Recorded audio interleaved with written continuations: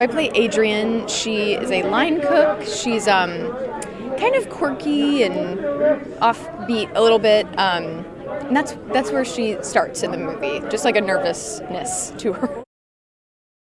I've been a fan of his work for so long, and I've been auditioning. I'm 26 now, and I think my first audition for him was when I was like 13 or 14. So I've had him in my mind and wanted to be in one of his films for so long. So it just feels incredible, and yeah, he's the best and just so brilliant and generous and also very funny. And yeah, like an amazing person to work with. I was in Hawaii. I had just woken up and I got a call that he wanted to meet with me, and then I thought it was another audition, and then I was sitting in the back of a van in Hawaii and he offered me the part. So it was incredible. Yeah, I was not expecting it. In auditioning for it, which I did a couple of auditions and met Night for about an hour and 45 minutes on Zoom. I didn't have the script and didn't have the details of what the film was about. I just had the 3 scenes that I was trying to connect the dots to make the story. He wouldn't give me any more information, even on that Zoom call, because it's a Night film, it's shrouded in secrecy. And then 3 days later, after that Zoom, he called me and said, "I want you to be in this movie. You have 24 hours in which to press on a link to read the script that will expire within 6 hours. So you have 6 hours to read it." And honestly, that page turn, I was so shocked. I had no idea of the size of the role or the journey of any of what it was about. And I just found it so shocking. My jaw was dropping. I was intimidated by it. It's a huge ask on all of us as a cast, I think. And I was kind of like reading, being like, how are we going to pull this off? It's so violent. It's so thought-provoking. It's like this runaway bullet train, and that's kind of what it was like to film it as well. It was incredibly intense and relentless. But we had, as well as a very intense experience, we had a very fun experience between us as well. We're a really well-bonded cast, and he put together and assembled a really great group of people, so we had a good time. Love Dave. Dave arrived 3.5 weeks later than all of us. We had 2 weeks rehearsal. Dave was still on Guardians. We'd done a week and a half of filming kind of in the cabin, pretending Dave was there, and then he turns up.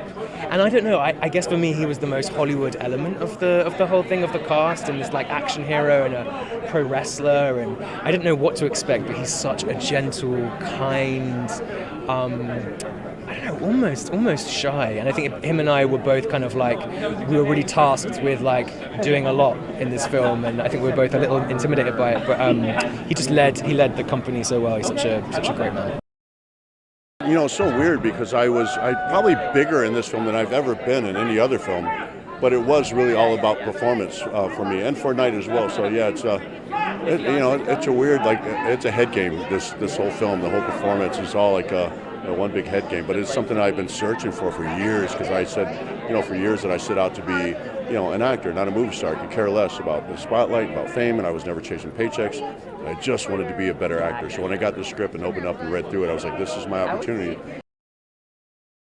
Leonard is a tortured soul. He is a man who is the most gentle, kind person you've ever met, but he is being forced to do really horrible things. I think the funniest thing, we probably all agree, is the day we all did Zumba together. We did a Zumba class together that was taught by Knight's wife, and it was Knight, actually, he didn't think that I would go, but he said he would go if I went. And of course, I'm like all about doing some Zumba, so I said, of course I'll go. So I was always like 2 steps behind, so when I'm like supposed to be facing one way, like everybody's facing me, and I know I'm supposed to be facing that way, but I'm always too late. So by the time I turn around this way, they're facing this way. And it's like I was always behind, but I was having so much fun that I didn't care. Being in this film was amazing. It was incredibly intense when we were shooting the very extreme scenes inside the cabin, and then outside of the cabin, it was an incredible joyride with the 7 of us in the cast. It's only 7. We all get along so well, and we had such a good time together. Incredible. I'm such a fan of Knight's. He's got such a gentle demeanor, and he's a very kind guy, but he knows exactly what he wants. And performing for him was like precision acting. There's lots of different themes of love and fear and family in this movie that forced a lot of introspection. And the thing I learned the most was that I really love spending time with 8-year-olds, because our daughter, played by Kristen, she plays the role of Gwen. We had so much fun acting with her, and it really reminded us all why we love performing and why we love playing pretend. At the center of this movie, there is a married gay couple with an adopted Chinese daughter, and the heart of the movie is the love with this family. And so I love that, hopefully, so many people across the world will see this movie, and in the sort of container of a horror movie, we're also telling a story of love. It's not technically Zumba. You'll have to ask her. I don't want to interrupt her. Maybe really quickly. Bhavna. It's not Zumba. It's called Dance Fitness. Dance Fitness.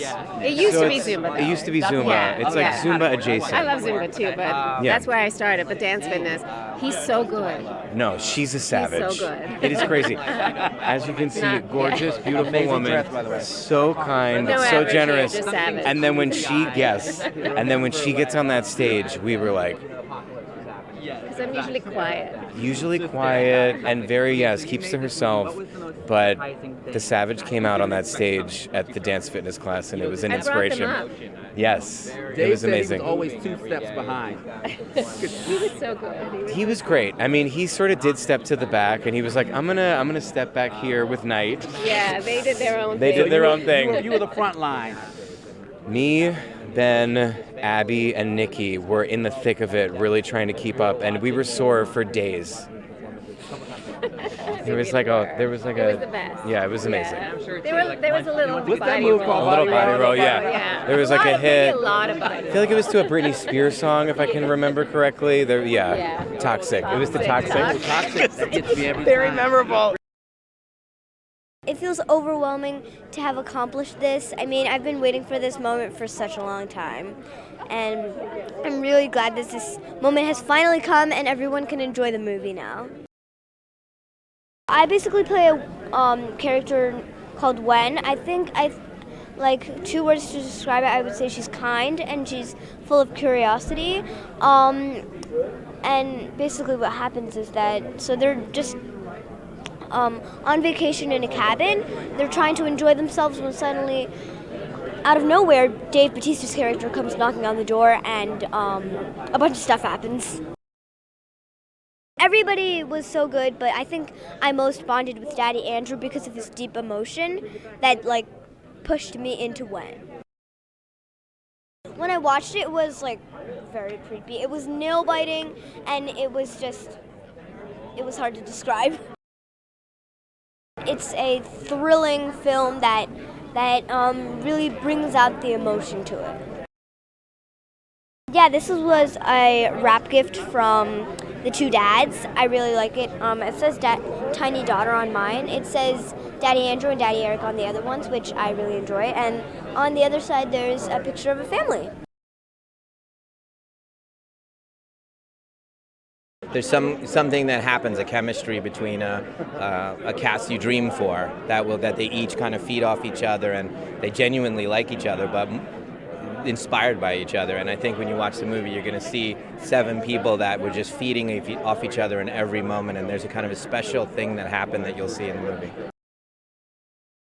Dave's incredible. I mean, look at him. He's like a Vegas act. Look at this dude.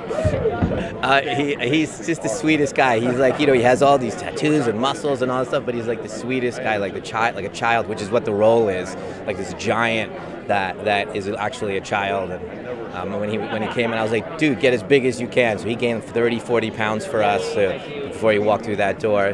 Just an amazing guy, and he has tons of monologues in the movie, and just did a beautiful job.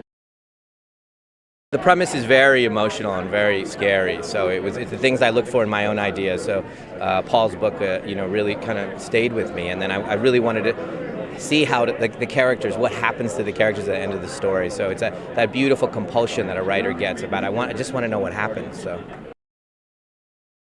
hopefully, if they're putting themselves in the family's shoes, that's what we did when we first started talking about the book and the movie. So. Hopefully audiences are like, what would they have done if they were in the shoes of this family and these 4 people broke in? I Yeah, I worked on his last movie, Old, and that was also one location, all took place on one day, and with an ensemble. But this is a completely different roller coaster, a completely different ride. I love working with him. He's the loveliest man. He makes the scariest movies, but he's the biggest teddy bear. You know, he likes to push us to our limits, and I think that's really exciting when a director wants to push you out of your comfort zone and you discover new things about your work. And so, yeah, it was great. I'd definitely do it again. I play Sabrina. She's a nurse. She is a lovely woman. She's a caring woman. Knight describes her as a healer. But on the day that we meet her, she's been having visions, supernatural visions, and she's been called to do a very extreme thing. But she's doing it, she thinks, to save the world. I mean, even reading the script, I was scared of some of the things that take place in the script, and learning to push past your fears, and there's discovery then, and to take risks, and, you know, just to really trust him, I guess. Yeah, and that's a sort of wonderful discovery in itself.